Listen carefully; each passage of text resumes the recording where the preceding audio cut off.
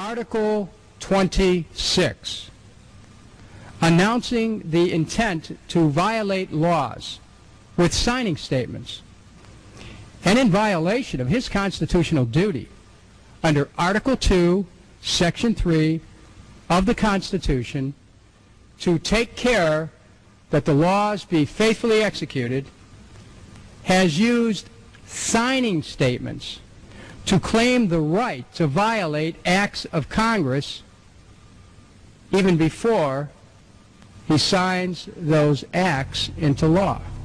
Same analysis would apply to Obama, and a fortiori because he taught constitutional law.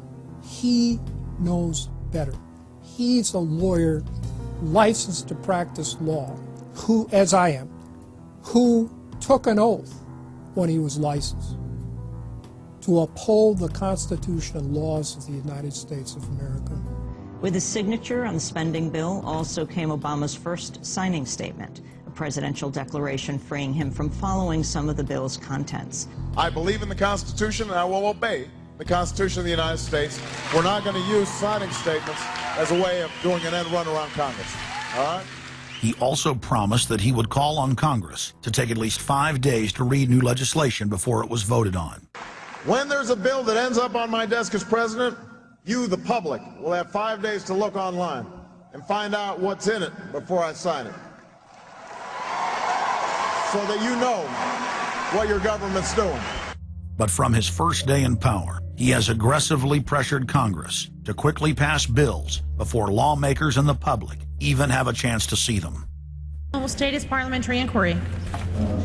Speaker, in order to try to figure out what we're doing, how much damage the country, I tried to get a copy of the bill. We have out here on the table 2454 that has 1,090 pages in it, but I've understood since debate in here that there's another 300 pages that were added in the middle of the night. My inquiry is, how do I get a copy of the other 300 pages that people on here or here on the floor hadn't had a chance to read or see? Where do we get that before we cram this down on the American people? Is there somewhere physically in the House of Representatives a copy of what we're voting on?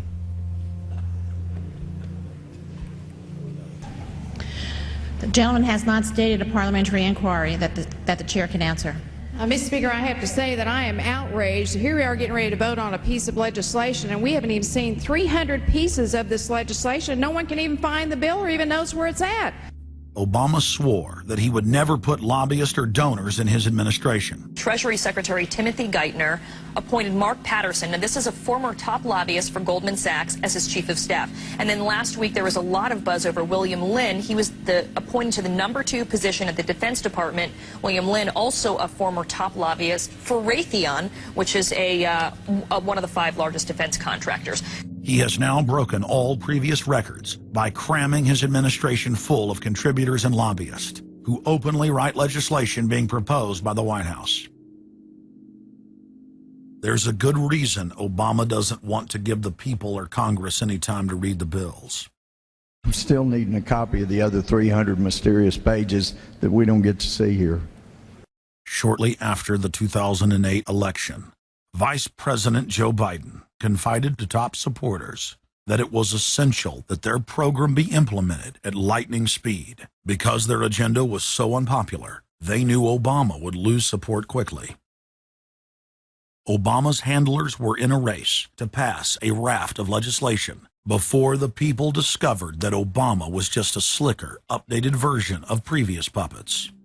Obama is the New World Order's closer. It's his job to repackage and solidify the tyrannical policies of George W. Bush as progressive and trendy. So part of my job, I think, as president, is to make government cool again. Chris Hedges, author of Empire of Illusion, explained it succinctly. President Obama does one thing, and brand Obama gets you to believe another. This is the essence of successful advertising.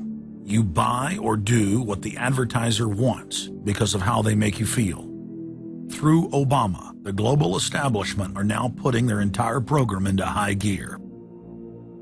Obama is attempting to dismantle the Second Amendment with more than a dozen victim disarmament bills now in Congress. The key is going to be, I think, for us to come together and say people do have an individual right, and there's nothing wrong with common sense gun laws. Hate crime and cyberbullying bills in the House and Senate would effectively criminalize free speech protected under the First Amendment. It is absolutely true that NAFTA was a mistake.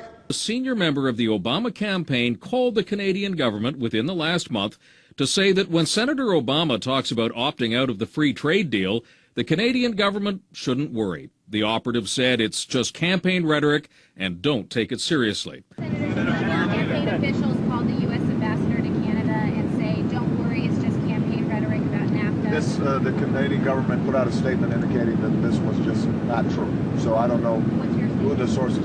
It wasn't true. Amid all of the denials, sources at the highest level of the Canadian government who first confirmed that a call was made, late this afternoon reconfirmed that a call was made. President Obama is promoting the creation of a North American Union and is attempting to expand NAFTA and GATT. President Obama is pushing nation-ending blanket amnesty for more than 20 million foreign aliens living illegally inside the United States. He's also overseeing the hijacking of health care by the federal government, which will nationalize more than 20% of the U.S. economy. And you want us to believe that a government that can't even run a cash for clunkers program is going to run 1/7 of our U.S. economy. No, sir. No. Obama is continuing the transfer of national sovereignty to unelected international bodies like the United Nations and World Trade Organization. And most important of all, under the cover of banking reform, Obama wants to hand dictatorial power over the United States economy to an offshore private banking cartel known as the Bank of the World. Richard, what happened to all those threats from France's president about storming out and about having a global regulator who is going to reach across borders and be able to deal with markets no matter what country they were in? They have opened up the idea of there being some form of other regulator across countries, and I think that's going to come So back. is this some sort of new world order, which Gordon Brown kind of alluded to? I think a new world order is emerging, and with it the foundations of a new and progressive era of international cooperation. The finance heads of the 20 industrialized nations met again in late September of 2009 at the G20 summit in Pittsburgh, Pennsylvania. At that meeting, ministers called for an end to the dollar as the world reserve currency.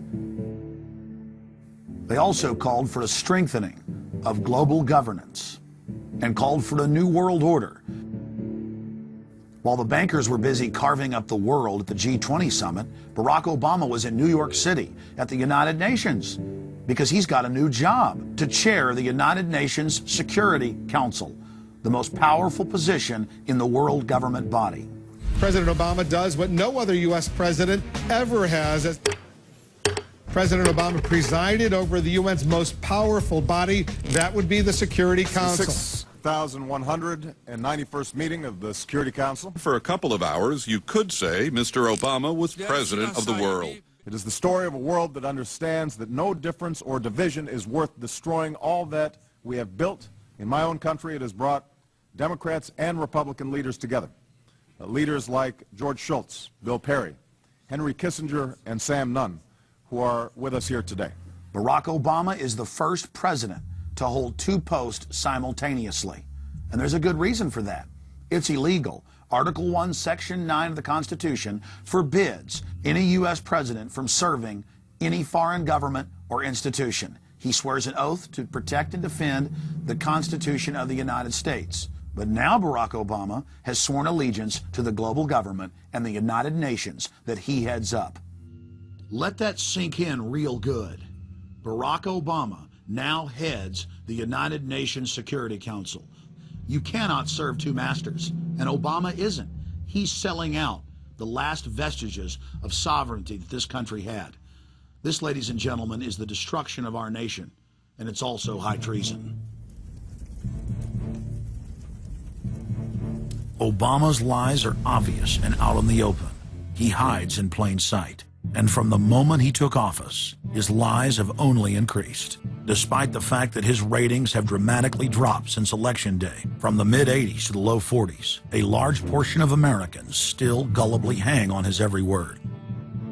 It is bringing entertainment to thousands of people. Through its magic, we are able to enjoy a combination of the radio, motion pictures, and the stage, right in the comfort of our own homes, simply by pushing a button and turning a dial.